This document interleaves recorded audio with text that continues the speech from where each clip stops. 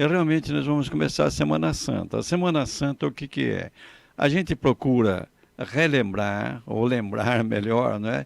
Aquela última semana da vida de Jesus até a ressurreição. Então começa no domingo, vai até o outro domingo. Então, o que que aconteceu? No domingo chamado de Ramos, Jesus veio vindo de Betânia, ele estava na casa de Marta, Maria e Lázaro, né? E ele então vai pelo caminho, o caminho que passa pelo Monte das Oliveiras. Quando chega ali no Monte das Oliveiras, você não tem uma ideia, às vezes, de Jerusalém, mas é uma descida. E ali então Jesus manda arrumar um burrinho, né? Um potro, como diz, não é? E toma emprestado aquele burrinho. E o pessoal que estava com ele coloca um manto, eles usavam muito o manto, né? Em cima do burrinho. Jesus sobe naquele burrinho e o pessoal começa a se entusiasmar com Jesus, achando que ele ia entrar em Jerusalém para ser o rei esperado, o rei que ia restabelecer todo aquele poder do tempo do rei Davi. E aí então Jesus vai caminhando em cima montado no burrinho, né? É o burrinho que vai andando, não é Jesus, né? E o pessoal coloca os mantos, né, para o burro passar em cima, e também o entusiasmo é grande, havia crianças também, cortam ramos de oliveira, ali na região tem muitas oliveiras, por ser o Monte das Oliveiras, não é? E começam a clamar, a dar vivas a Jesus. Hosana. Hosana é uma palavra da língua de Jesus, que significa salva-nos, mas depois foi usada como viva. E Jesus então entra em Jerusalém com aquela multidão. Vocês não imaginem milhares de pessoas, não. É uma multidão aí, vamos dizer, 50, 60 pessoas talvez, não é? E entra na cidade dessa maneira. E aí começa realmente aquela caminhada até a morte e a ressurreição do Senhor. Então, nós vamos nessa semana relembrar esses dias últimos da vida terrena de Jesus. E começamos então, como eu falei, com essa entrada de Jesus em Jerusalém. Foi um momento assim de euforia, mas logo de tarde já estava tudo diferente. A cidade se coloca contra Jesus. Jesus vai para Betânia para dormir lá, né? E depois então os acontecimentos que vêm em seguida. Mas como nós estamos nessa pandemia e naturalmente não podemos fazer a procissão que a gente costumava fazer, aliás no ano passado não houve também, né, Fábio? A procissão O não ano houve. passado foi só dentro da igreja. Então, nós vamos fazer a bênção das palmas, não vai haver procissão. E depois da missa, o Fábio estava dizendo para mim, como é que vocês vão fazer mesmo, Fábio? Logo depois da missa, daí os ministros de diaconia terão carros que vão com água benta até as comunidades, né? Então todas as comunidades vai ter um carro para cada comunidade, um ministro pelo menos para cada comunidade, e vai ser aspergido os ramos que estiverem colocados na frente da casa, nos portões da casa. Então vai Isso. passar com o carro e do alto do carro o ministro vai aspergir água benta para benzer os ramos. Isso. E aí sim vocês guardam a palma benta dentro de casa, que é um sinal da presença de Deus. É sinal. Né? A gente olha, lembra. Afinal de contas, nosso Deus está conosco. Mas as leituras da missa de amanhã são muito bonitas, muito bonitas. Nessa Semana Santa, às vezes a gente pensa assim, mas vamos lembrar de todo aquele sofrimento de Jesus. O importante não é lembrar dos sofrimentos, é lembrar do que significam os sofrimentos de Jesus Cristo, inclusive a crucifixão. Significam o grande amor de Deus por nós. Deus que foi capaz de se tornar um como nós, para morrer por nós, assumindo nossos pecados, nos libertando do pecado e nos fazendo filhos e filhas do Pai do céu. Mas nós temos as leituras, eu vou começar a leitura a partir da segunda, aliás, leitura, não é? Que é a carta de São Paulo aos Filipenses. É um trecho muito bonito. Às vezes nós lemos só essa passagem e tiramos o contexto. É o capítulo 2 da carta aos Filipenses. O que aconteceu naquele tempo? A comunidade de Filipos era uma comunidade muito boa mesmo, muito boa. Mas os que estavam à frente da comunidade começaram a tomar atitudes de prepotência, queria que os outros o respeitassem como pessoas muito importantes. Aí São Paulo, ele coloca esse segundo capítulo justamente para chamar a atenção, que não é assim que se faz. E ele chama as lideranças da comunidade a olharem Jesus Cristo. E aí então vem esse hino chamado o hino cristológico, o hino de Cristo, que coloca realmente quem é Jesus Cristo. Então, num dos trechos antes de entrar no hino, ele diz assim: tende os mesmos sentimentos que Jesus Cristo. E aí então começa o hino. E como é que começa o hino? Primeiro ponto: Jesus Cristo, existindo em condição divina, não se fez igual ao Pai, uma usurpação. Veja só. Então, Jesus Cristo é a primeira coisa. Quem ele é? Jesus Cristo é Deus. Ele tem toda a dignidade de Deus. Ele tem toda a glória de Deus. Agora, o que aconteceu? Mas ele se esvaziou a si mesmo, assumindo a condição de escravo e tornando-se igual aos homens. Então, Deus, que veio ser um como nós, assumiu a nossa natureza humana. Então, aquilo que nós fomos vendo nessa quaresma, aquele primeiro domingo. Jesus Cristo levou 9 meses para nascer, teve de mamar no peito da Nossa Senhora, foi criada por Nossa Senhora de São José, cresceu lá em Nazaré, depois foi carpinteiro, como São José foi carpinteiro, e viveu lá a vida de um cidadão de Nazaré, uma cidade que tinha 150 habitantes, pequena, praticamente uma família só.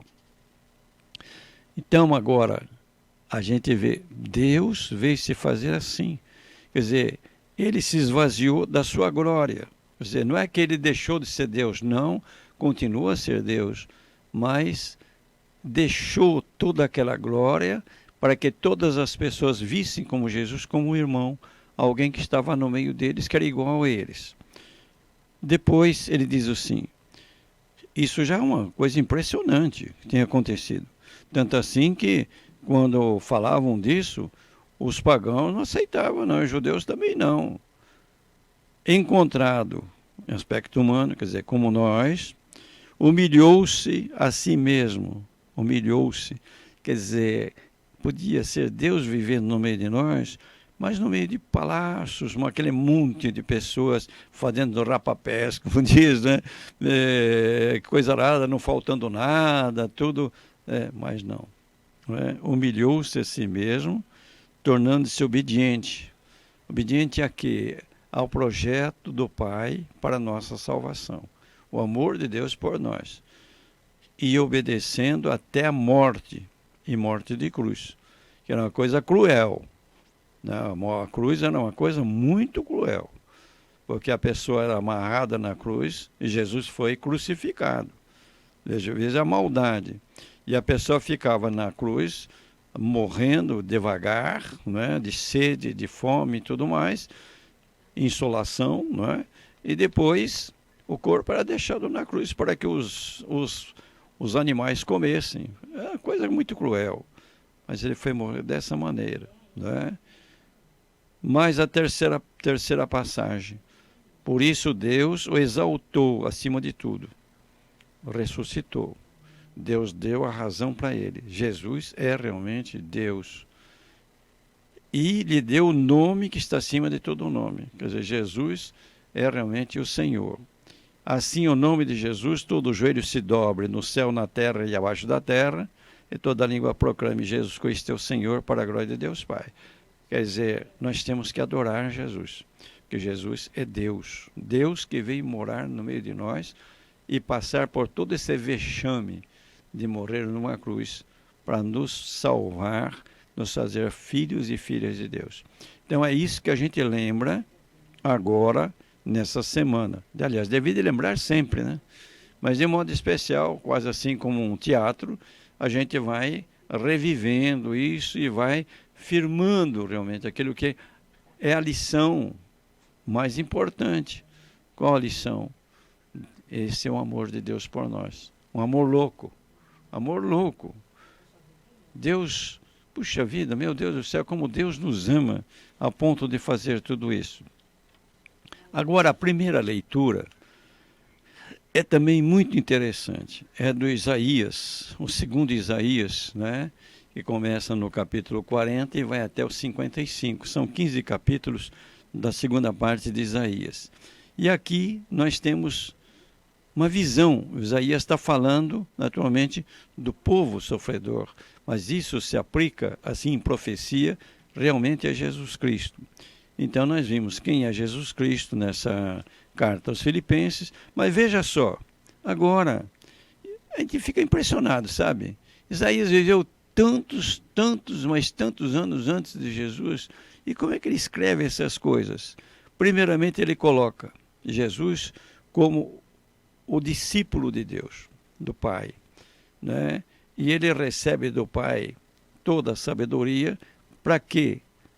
Para dizer palavras de conforto à pessoa abatida. Então Jesus, ele veio a esse mundo justamente para trazer para nós palavras de consolo, de força, né? Jesus veio trazer isso para nós, e até a morte dele é o anúncio de que Deus está conosco.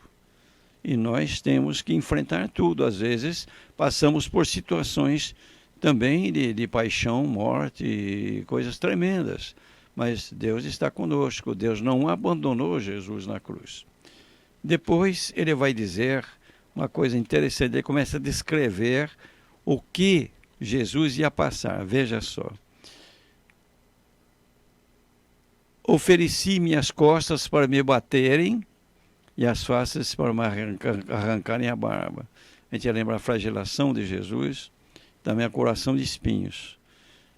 Não desviei o rosto de bofetões e gusparadas.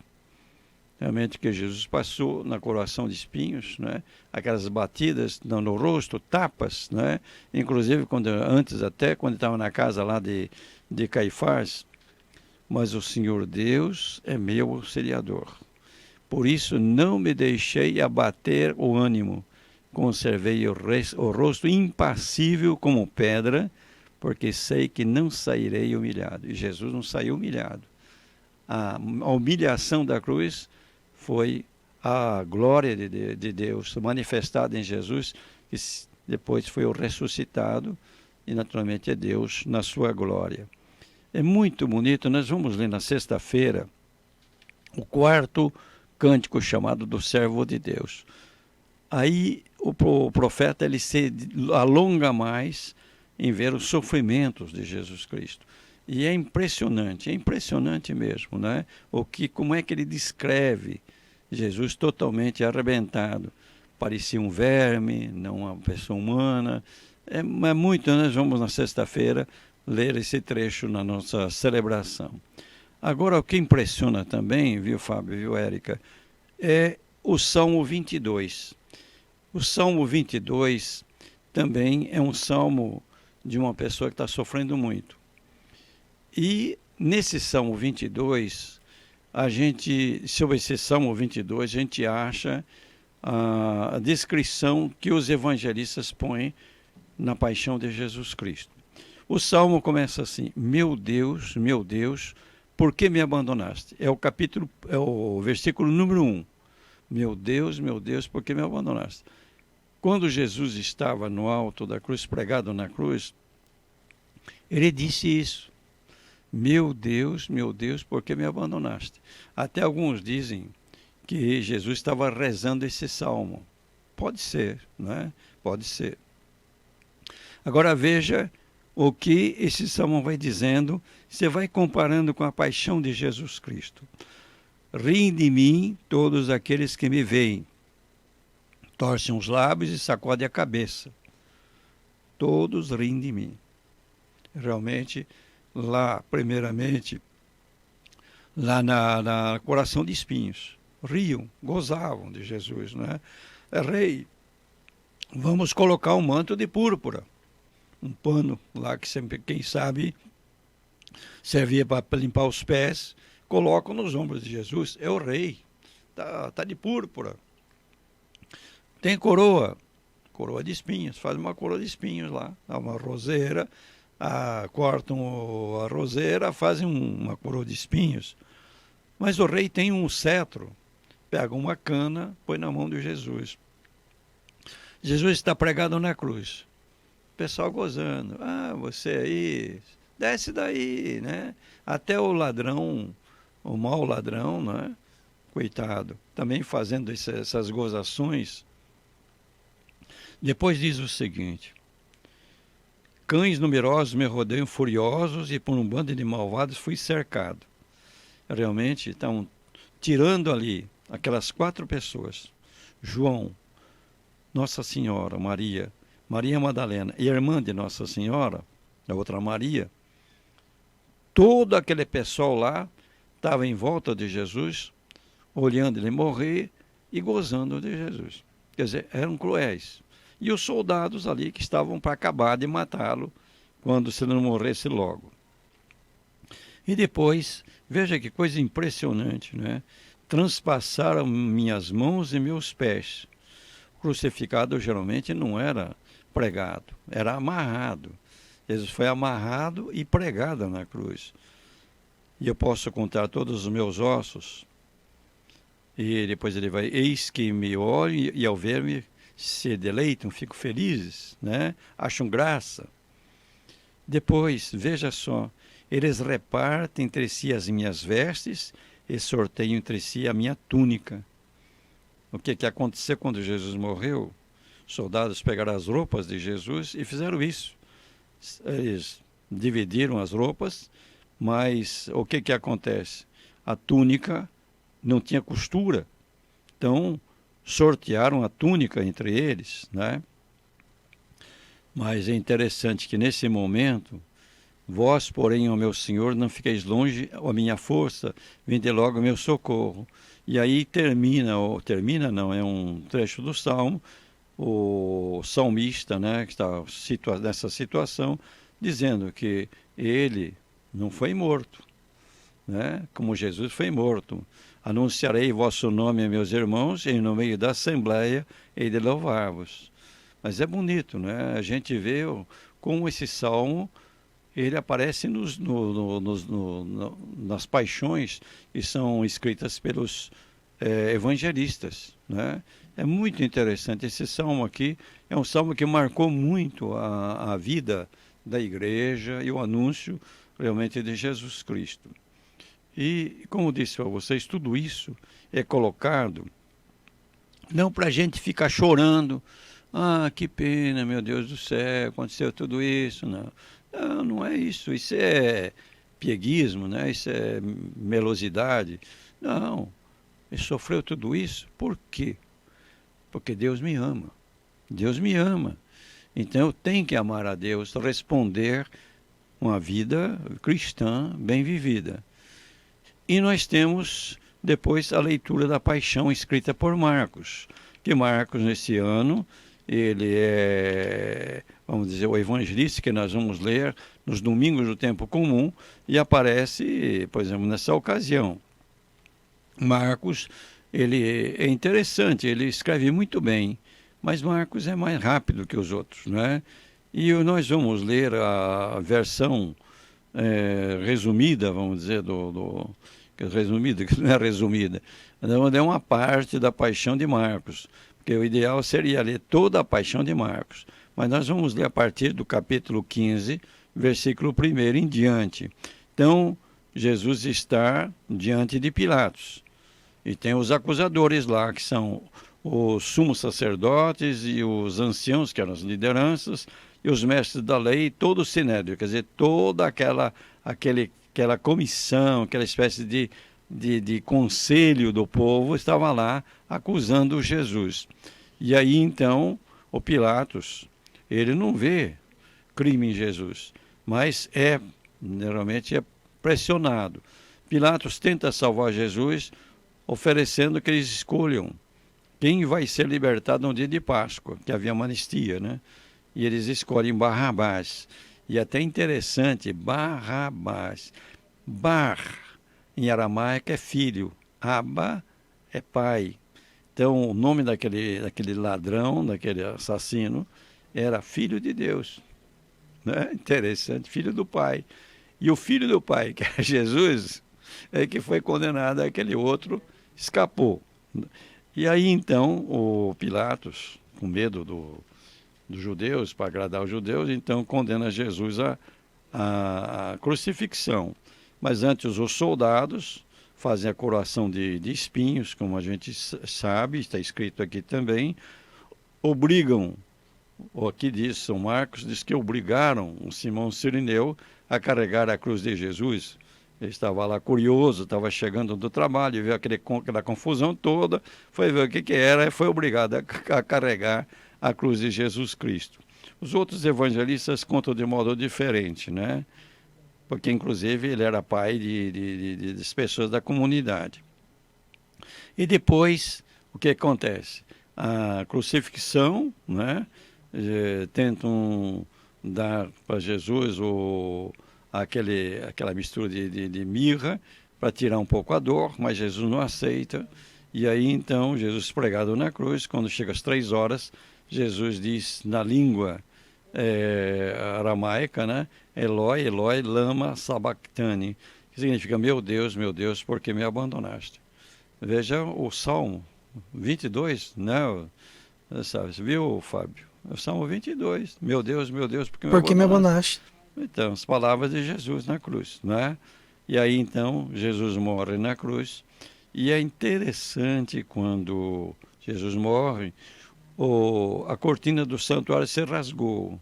Quer dizer, agora então, Deus não é só para o povo judeu.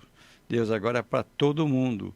E aí então vem a confissão do centurião, do oficial romano, soldado romano, ele vai dizer aquelas palavras tão bonitas, não é? Que, na verdade, este homem era filho de Deus. Quer dizer, veja a confissão daquele pagão. Era um oficial romano.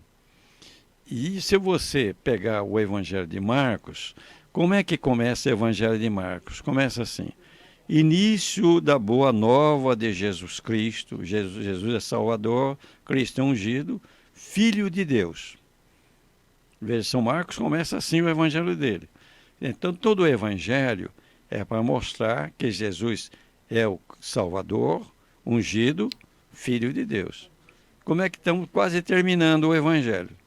O centurião dizendo, verdadeiramente, esse homem era filho de Deus. E como é que ele reconhece que Jesus é o Filho de Deus, morrendo na cruz daquela maneira? Né? Mas é todo o Evangelho de Marcos para mostrar que Jesus se revela realmente Filho de Deus, morrendo na cruz por nós. E aí vem a ressurreição. E o pagão vê aquele homem morrendo daquele jeito, e ele consegue ver, naquele terrível momento, verdadeiramente era o Filho de Deus. Isso é muito interessante. A gente só reconhece que Jesus é o Filho de Deus quando consegue entender o mistério da cruz. Senão a gente não entende quem é Jesus. Quer dizer, o amor de Deus escancarado na morte daquele homem, mas não é um homem qualquer. É Deus que fez homem para morrer por nós. Então isto deve ser realmente, este deve ser o pensamento nosso, sentimento nosso, nesses dias da Semana Santa. Então não é ficar chorando, coitado, pendurado lá, não sei o quê. Não. O importante é o que significa reconhecer na paixão de Jesus Cristo que Jesus é realmente o Filho de Deus. Agora vamos aplicar isso nesse momento que nós estamos vivendo, a pandemia. Porque a palavra de Deus, ela vem dizer para nós coisas em momentos em que a gente está vivendo. Momentos de alegria, momentos de tristeza, momentos de pandemia, momentos de saúde. O que Deus está dizendo para nós nesta Semana Santa para a situação que nós estamos vivendo. Nós temos de ver no que está acontecendo um momento de cruz, mas conseguir enxergar Deus nesse momento, como aquele soldado romano. Verdadeiramente ele era o Filho de Deus.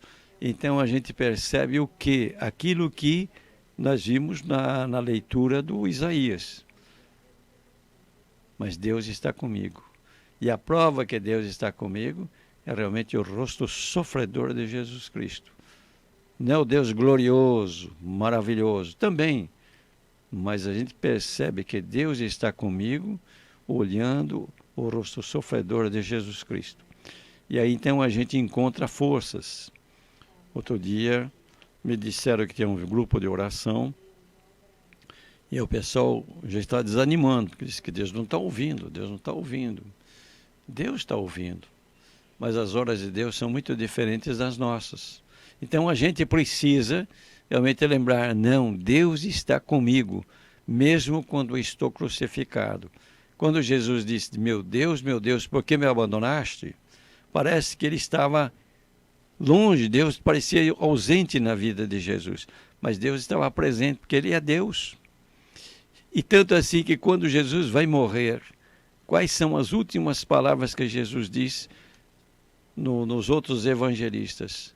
Pai, Abba, papai, paizinho querido, em tuas mãos eu entrego o meu espírito. Então aí a gente vê, não está abandonado não.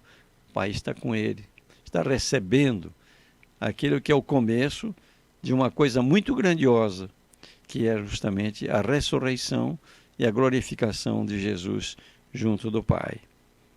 É bonito isso, viu, Fábio? Quando a gente entra, é um mistério realmente da morte e a ressurreição de Jesus, que nós vamos celebrar nesta semana.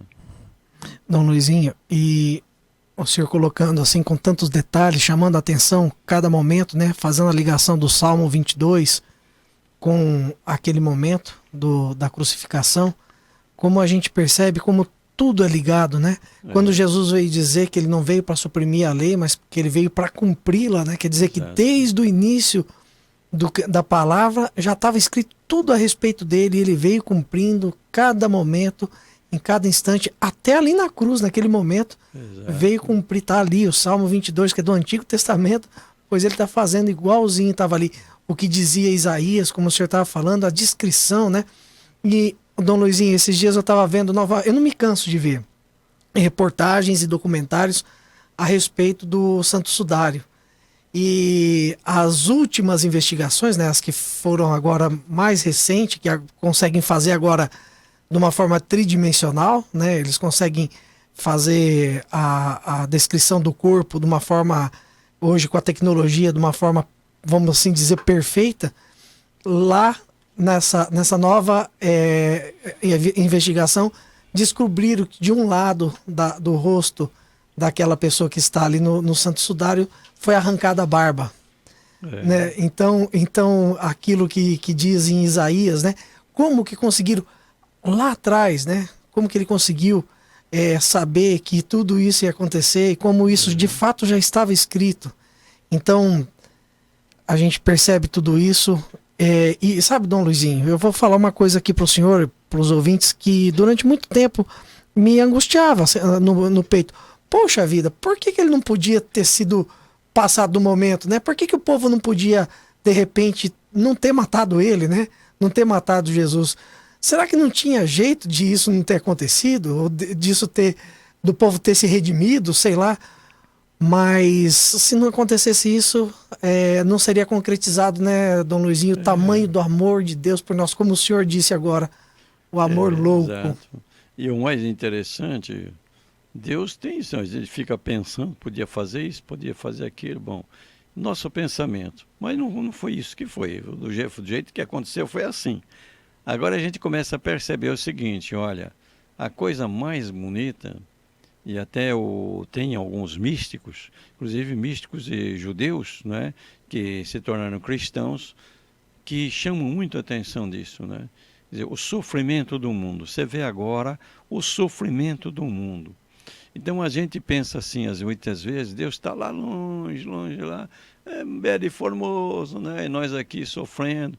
Agora Deus vem ser companheiro nosso no sofrimento. Quer dizer, Ele vem compartilhar os nossos sofrimentos para nos libertar do sofrimento, abrindo o caminho da esperança, né? Nos dando dignidade. Não somos gente qualquer, não, somos muito importantes, não é? E dizendo para nós, olha, a vida passa, mas a vida não acaba, né? Então, essa companhia, vamos dizer, de Deus ao nosso lado, nos momentos que está sofrendo, então, você às vezes não entende, por que Deus não me cura, meu Deus do céu? Por que Deus não põe a mão, acaba logo com o sofrimento? Deus veio ser companheiro no sofrimento, né? Deus veio sofrer, Ele não sofre, mas veio ser fazer um como nós, para poder sofrer, para mostrar que Ele é solidário com o nosso sofrimento. Deus não está...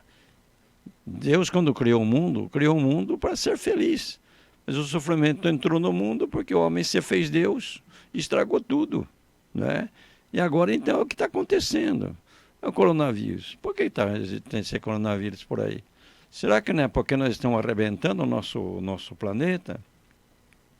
Né? Será que não é porque nós estamos aí... Eu sempre gosto de lembrar de um filme que saiu muitos anos atrás, chama-se Crônica de Eostrom. Você até no YouTube você deve encontrar isso. É uma tese que um fulano defende. Ele diz o seguinte: nós estamos vivendo nesse mundo. Então, para plantar, há tempos atrás não precisava de agrotóxico. Quando cheguei no Paraná, café, plantava, colhia. Depois vieram os nematóides, depois veio, como é que chamava, que as folhas ficam secas, né? Precisava pôr cobre nas folhas, depois vieram as geadas, né? Então o que acontece? Aparecem as doenças, a gente põe veneno. Aparece uma praga, a gente arruma veneno. Agora, o que acontece? Os animais não, mas as pragas, elas morrem, mas algumas resistem. Então ficam mais resistentes. Aí precisa arrumar um veneno mais forte. Aqueles morrem, mas vão ter veneno mais forte, porque algumas resistiram, ficaram mais fortes, né? E assim, então a tese dele é o seguinte: no final de toda a história, duas espécies vivas vão ficar por aí. O homem, ser humano, o homem, né? E os insetos. E o homem vai precisar de tanto veneno que vai morrer e os insetos vão sobreviver. É a tese dele. Ele tem lógica, né? Você veja aí quantas doenças foram superadas com vacinas, com a penicilina. A penicilina foi um achado. Mas depois o que aconteceu? As doenças ficaram mais fortes, precisamos arrumar antibióticos mais fortes.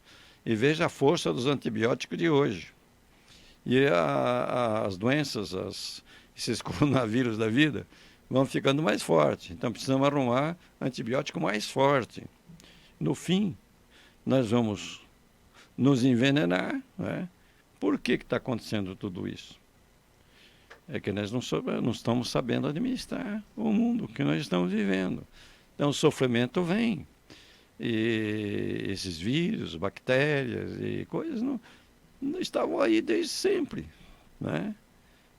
E veja que as grandes epidemias do passado, tirando a influenza, que foi a gripe espanhola, mas eram o tifo, por exemplo, né? A peste negra, porque não havia higiene, né? Agora essas pragas mais recentes, isso começa com a influenza, a gripe espanhola, e vem vindo, não crescendo. Nós tivemos aí o coronavírus 1, que foi até tomamos a vacina contra a gripe SARA. Agora veio esse com toda a força. A gente vai vencer isso, se Deus quiser. Mas a gente precisava cuidar um pouco. Porque a gente vai dizendo, Deus, porque Deus deu liberdade. e nós queremos acabar com tudo que nos rodeia, aí vem consequências mesmo, né? Então a gente precisa fazer o quê? A gente acreditar na força de Deus, mas Deus quer que nós façamos alguma coisa também. Sim. O mundo ser diferente. E nesse momento, eu acho que é um momento de ter esperança. Não é? Isso vai passar. Isso vai passar. Olha, esse pico que nós estamos vivendo aqui, o Amazonas passou 2 vezes. O Amazonas hoje está oferecendo leitos para doentes da outra região. Quer dizer, passou. Isso aqui vai passar. Eu acho que mais um mês e pouco, né? Não, isso vai passar, vai se acalmar. Agora, o perigo é se a gente não se cuidar, não se vacinar, vira a terceira onda. Sim. Já está acontecendo na Itália, está acontecendo na Europa, né? E daí vai ser ruim. Mas nós vamos vencer isso. As vacinas estão chegando, agora tem notícias de vacinas do Brasil que vão começar a ser nossas aqui, não é? Do Butantan e a outra lá da Universidade da USP, lá de Ribeirão Preto, né? E outros também. A gente vai vencer isso. Deus nos deu inteligência para isso. Agora, nós temos de tirar lições do que está acontecendo. Nós temos que acreditar em Deus, mas Deus nos dá força para criar, para resolver situações. Se nós não nos movimentarmos, meu Deus do céu, a culpa não é de Deus. Ele não pode dizer, meu Deus, porque me abandonaste. Porque Deus está muito perto de nós, né? Dom Luizinho, Deus me livre, né? Deus nos livre de passar por tudo isso e não aprendermos nada com isso, né, Dom Luizinho? Temos que aprender, né? Temos que aprender. Olha, quando a gente dá uma cabeçada, é humano. Mas dá uma segunda cabeçada, isso não é humano, é de burro, né? E nem um burro faz isso. Não, aprende já na primeira, né? Na primeira. Né? E, Dom Luizinho, o senhor falando dessa forma, como o senhor falou de Jesus, como falou da cruz, me deu uma percepção maior, assim, a respeito do desprezo, entre aspas, né? Vamos assim dizer, do desprezo, entre aspas, de Jesus em relação ao mundo. Que eu acho que nada mais óbvio, né, quando ele padece dessa forma e morre na cruz, que ele está querendo ensinar para nós, né, que o caminho é a cruz, é o sofrimento, e que esse mundo não é o mais importante, né? Tanto que uma coisa que reforça isso para mim é que depois que ele ressuscitou, ele não ficou, ele ficou um tempo junto com os apóstolos ali, ensinando um pouco mais eles, mas ele foi embora. Ele não ficou aqui, né? Ele, quer dizer, mostrando para nós que o caminho não é aqui, né, Dom Luizinho? Que a gente tem que ter essa confiança de que padecemos por coisas aqui no mundo, se faz necessário, porque Jesus padeceu. Mas o mais importante está esperando para a gente do lado de lá, né? Depois tem outra coisa. Você anda olhando, está do lado humano, né? Se não houvesse o sofrimento do mundo, nós estaríamos lá com os primeiros homens, usando tacate, comendo o que estava em volta, né? Agora, o que acontece? A gente precisa comer. Aí a gente vai plantar, né? Você sofre. Quer dizer, o sofrimento... Passa fome, né? Passa fome, né? E a gente andar muito tempo assim cansa. Então foi inventando a carroça, andar primeiro em cavalo, depois a carroça é muito lenta, levamos o automóvel, depois o avião, né? E assim, então, quer dizer, é o incentivo para o progresso.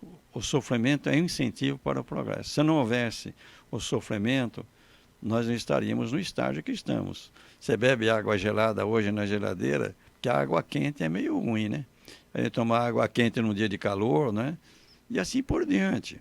Quer dizer, o mundo progrediu por causa do sofrimento. E nesse século passado, e esse século que estamos vivendo, veja o salto que deu em muitas coisas. Por causa do quê? Justamente por causa disso. O sofrimento faz as pessoas caminharem. Agora, nós temos esse aspecto cristão, que é muito mais bonito. Nós fomos feitos para ser felizes. Vamos ser felizes nesse mundo. Agora, o sofrimento, mais cedo ou mais tarde, entra na nossa vida.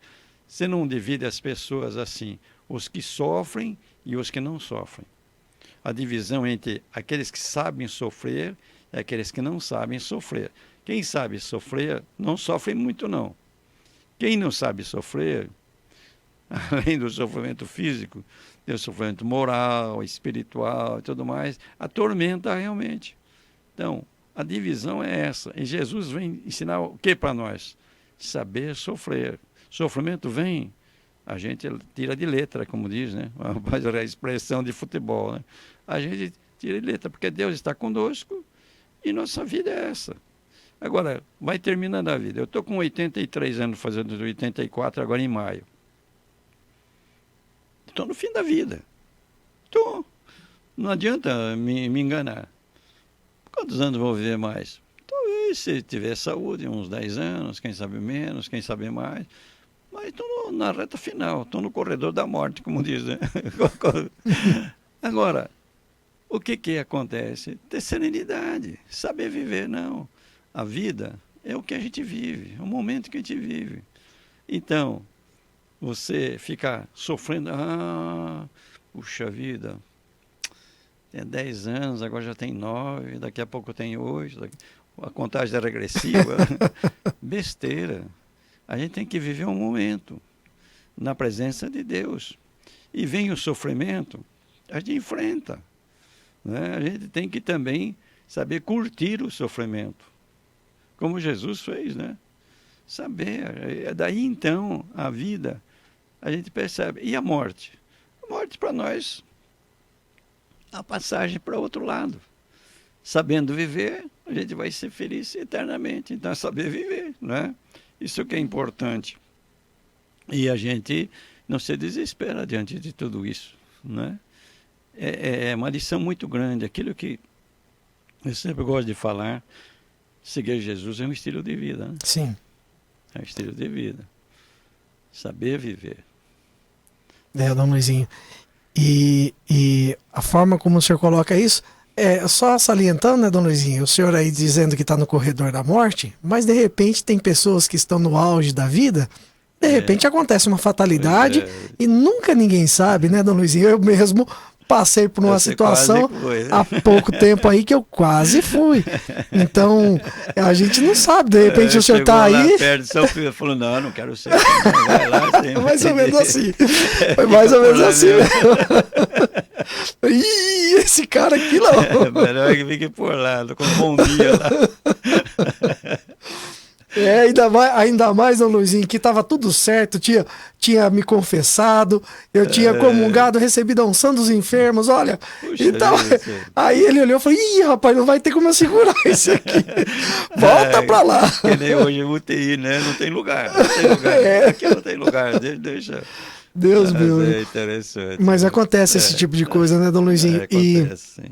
E de fato, nós temos que estar preparados. Se a gente vive a vida da forma como Jesus nos ensinou, que o importante é o lado de lá, não é o lado de cá, a hora que chega nesse momento derradeiro que todos nós vamos passar, daqui um dia, daqui uma semana, daqui um mês, daqui 10 anos, daqui 20 anos, daqui 100 anos que seja, mas vai passar, a hora que chegar aquele momento, que nós estejamos preparados. Exato. Por exemplo, como o nosso santo de hoje, que o São Ruperto, que ele pressentiu a morte, foi lá, celebrou a missa, terminou a missa, voltou para o quarto, deitou e morreu serenamente.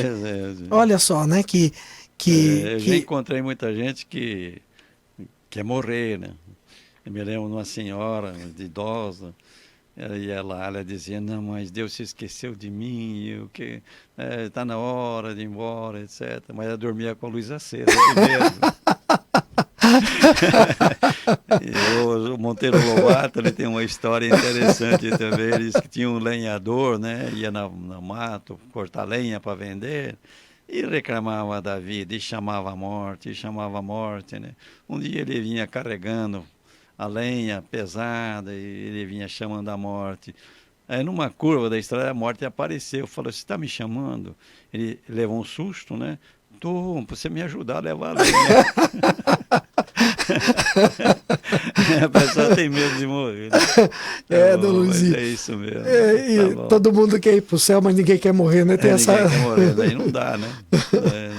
Pois bom. é, assim mesmo. Mas olha, Dom Luizinho, de fato, não é um momento fácil fazer a transição. A gente vê na história, por exemplo, de São Padre Pio de Pietrelcina, que no momento da morte dele, ele foi um momento angustiante para ele, mesmo ele sabendo já de antemão tudo que ele tinha visto do outro lado. Então, mas só que quando estamos com Jesus, Dom Luizinho, com Nossa Senhora, é tudo mais leve, mais Tem de tranquilo. trabalhar, né? A fé tem de ser trabalhada na vida da gente, porque nós temos alguns instintos que Deus colocou em nós. Um dos Sim. instintos é justamente a defesa da vida. Sim, Eu quero viver, quero viver. Isso está dentro de nós. Isso é bom, porque eu quero viver significa que eu não quero morrer. Agora, a gente transpondo para outra coisa. Eu não quero morrer, eu quero viver para sempre. E aí, então, a fé vai fazer enxergar esse instinto de vida. Ela não vai ser tirada com a morte. Pelo contrário, é um instinto que nos leva realmente, na fé, a descobrir que a vida continua depois que a gente deixa essa vida terrena, né? justamente. Que agora vamos finalizando esse momento, mas com a bênção para os nossos ouvintes e também para nós aqui do estúdio. Não tem dúvida, Fábio, para você, a Sandra, a família toda, você também, Érica, lá, o paizinho, mãe, sua irmã, né? E você aí que está ó, nos acompanhando, ou pela voz e pelo olhar, né? Olha, uma benção que Deus dê a vocês, uma boa Semana Santa, que vocês vivam realmente isso, que ajuda bastante. Santo Agostinho dizia, se o mundo contemplasse mais a paixão de Jesus Cristo, seria muito diferente. Seria muito diferente. Então, uma bênção para vocês. O Senhor esteja convosco. Ele está no meio de nós. Nosso Senhor Jesus Cristo esteja diante de vós para vos guiar, Amém. atrás de vós para vos proteger, Amém. e aos vossos lados para vos acompanhar. Amém. Pela intercessão da bem-aventurada sempre Virgem Maria, Mãe de Jesus e nossa mãezinha querida, de São José e de todos os santos, desça sobre vós a bênção de Deus Todo-Poderoso, Pai, Filho e Espírito Santo, e esta bênção permaneça para sempre. Amém.